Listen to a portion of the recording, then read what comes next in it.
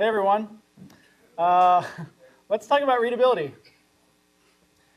So before we talk about readability, let's just kind of make sure that we're all on the same page. So textbook definition, readability is really just the measure of how easily we can read our code. So I'm assuming you're all here because you care about readability, but why do we actually care about readability? What makes it actually important? So every time you fix a bug, change some functionality, or add a new feature to your code, you probably need to read some code. So you probably read code more often than you write it. Also, you do sometimes need to change code. Code doesn't always stagnate immediately after you write it. In order to change something, you need to read it. So readability is really a prerequisite for maintainability. You can't have maintainable code unless you have readable code. Lastly, not all teams are immortal. You do sometimes need to hire developers, and those developers will need to be onboarded into your team.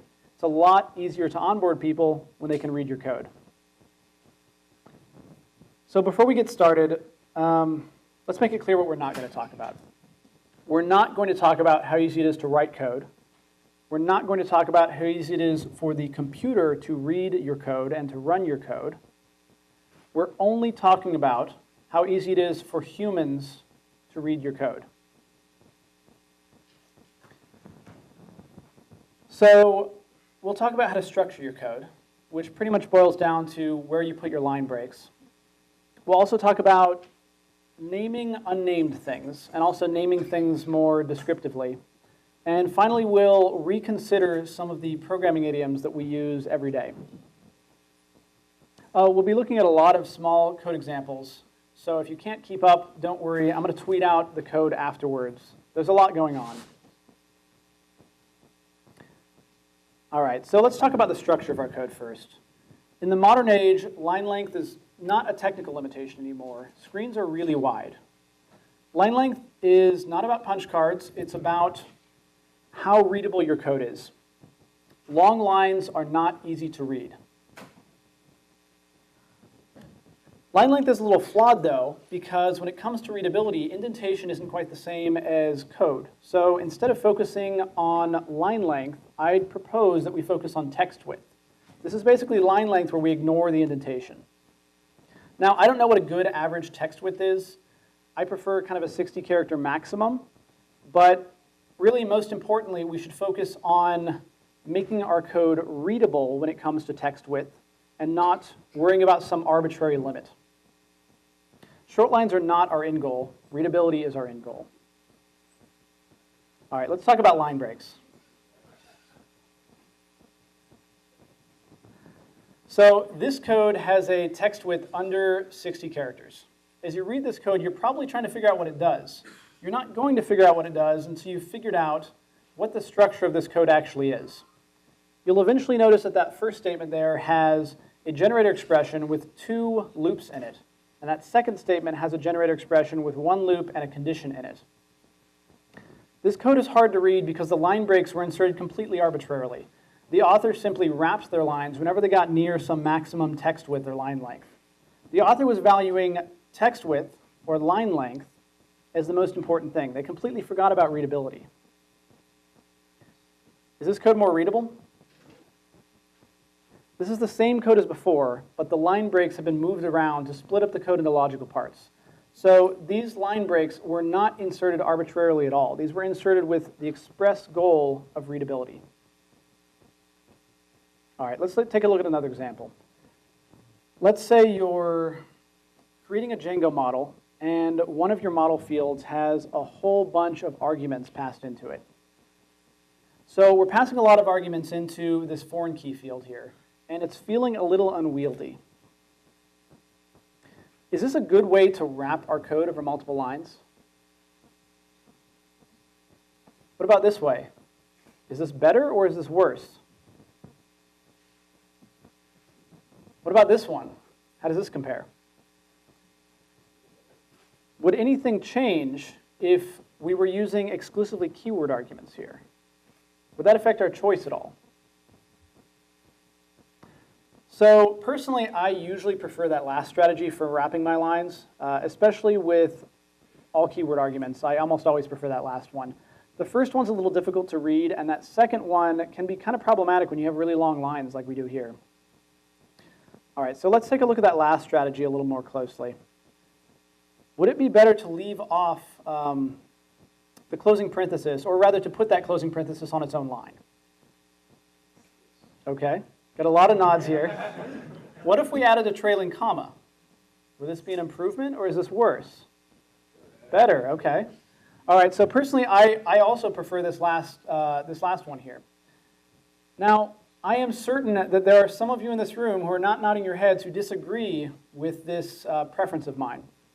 That fact is okay. The fact that we disagree means that we need to document the way that we're wrapping our function calls in our style guide for every project we make. You do have a style guide for every project you make, right? Your style guide doesn't just mention PEP 8. I'm going to dramatically drink some water here as you think about this.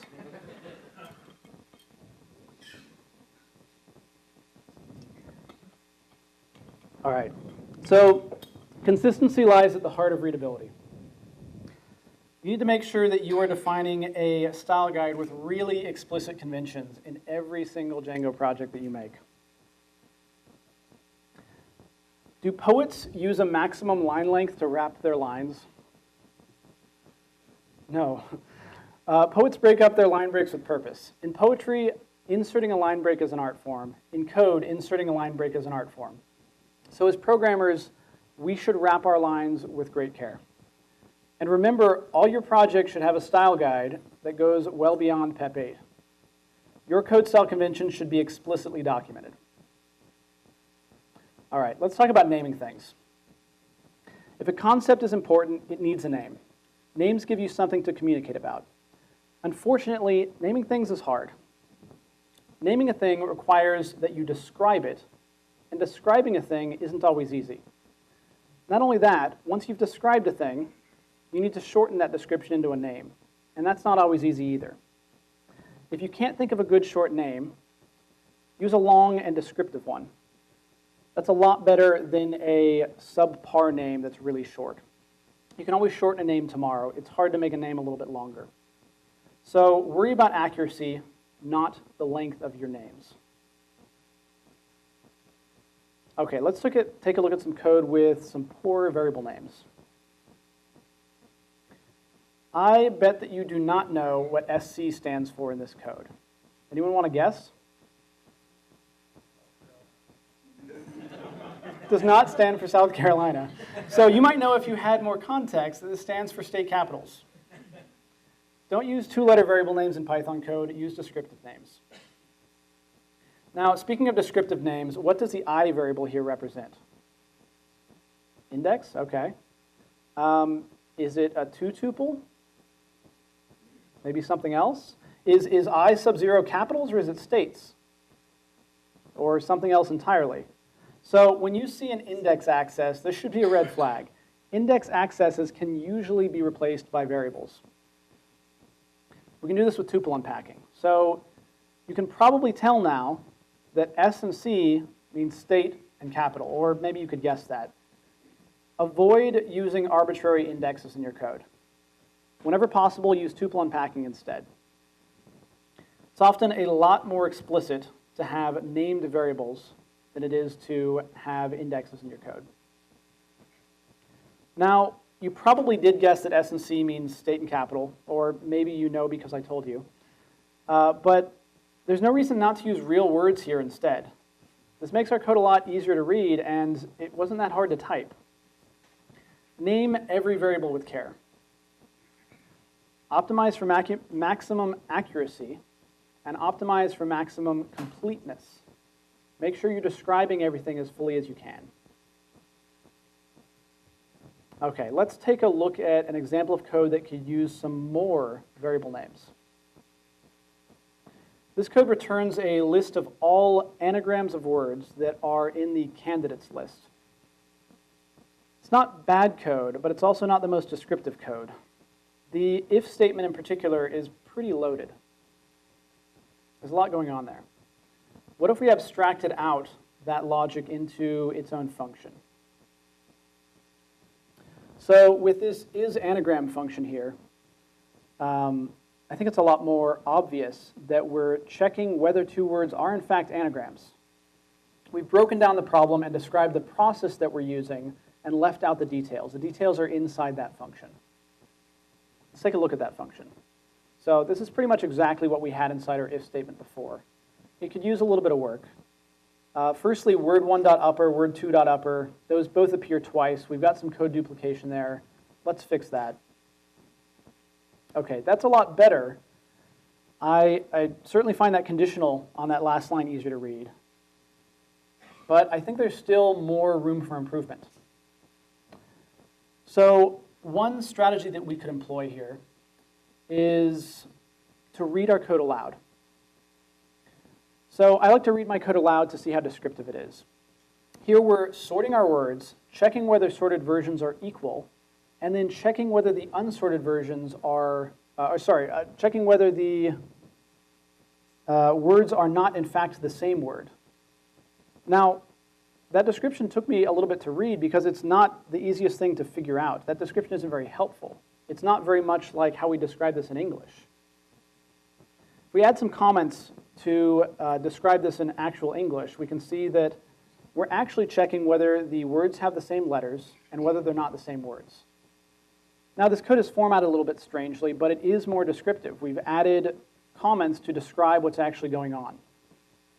Whenever you add comments, though, that might be a hint that you actually need another variable name or a better variable name. In this case, we need some more variable names. So here we've turned those conditional statements into two new variables that describe what they actually do.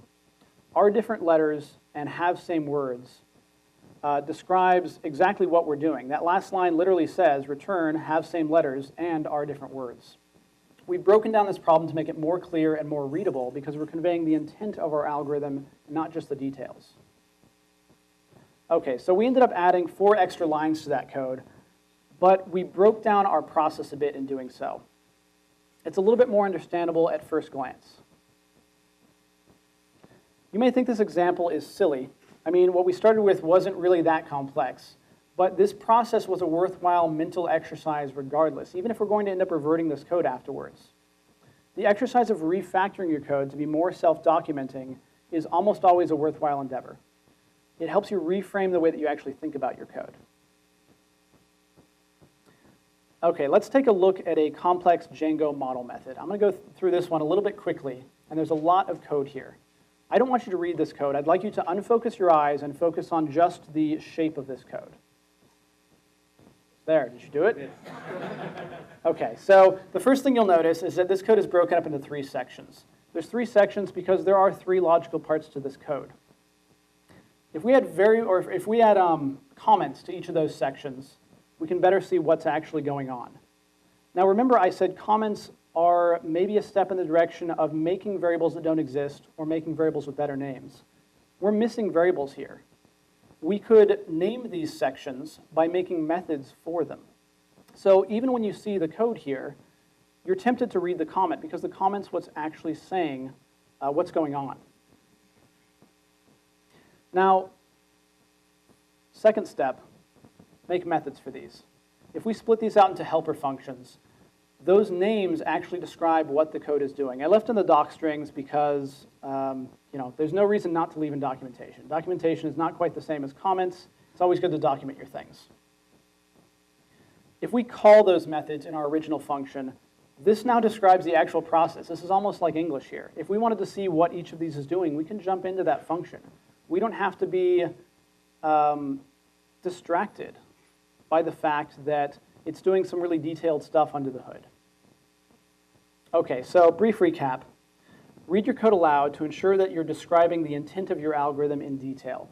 Remember that comments are great for describing things, but sometimes a comment is just the first step toward a better variable name, or a variable name that didn't exist before. Also, make sure you're giving a name to everything. And in general, describe for descriptive and self-documenting code. Okay, so this section's a little long. I may end up skipping over one or two of these little subsections here. Basically, let's talk about the code constructs that we actually use and make sure that our code constructs are as specific as they should be. When given the opportunity, I prefer to use a more special purpose tool than a more general purpose tool if it makes sense. Specific problems call for specific solutions. So let's take a look at exception handling. Here we're opening a database connection, reading from it, and closing the connection. We need to make sure that we're closing the connection every time that we exit this code, even if an exception occurs. So we have this try finally block here. Now, whenever you see any code that has kind of a cleanup step, think about whether or not you could use a context manager. It's not that hard to actually write your own context managers. You just need a dunder enter and a dunder exit method. By the way, dunder stands for double underscore, for anyone who's not familiar with that nomenclature. Let's look at how this context manager is actually used. Okay, so this is a little bit more clear than what we had before in the sense that we're not distracted by the fact that we have to close our database connection when we're done with it every time. The code does that work for us. Now, we just implemented our own context manager, but the standard library already had one we could have used in context-lib called closing. You don't always have to implement your own context managers, but you can if you want to, and it's not that hard. So when you have a cleanup step, think of a context manager. Okay, let's talk about for loops. This code loops over something. You can tell that even though it's blurred out. This code actually does a little bit of something more, though. Specifically, the purpose of this code is to loop over something, check a condition, and create a new list from every item that passes that condition. So we're using a list append, an if statement, and a for loop to accomplish this task. There's a better way to write this code, though. Here we are accomplishing the same task, but instead of using a for loop and an if statement and an append call, we're using a list comprehension. We've removed a lot of the unnecessary information that our brains would have to process otherwise.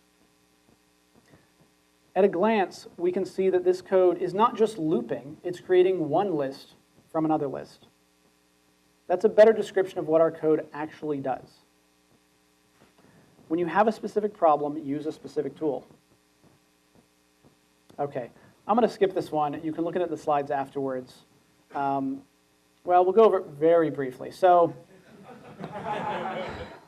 essentially, if you have something that has methods that look like this, contains, set, add, remove, is empty, this is very similar to what Python objects actually do under the hood. What a container does of any variety, what a list does, what a dictionary does.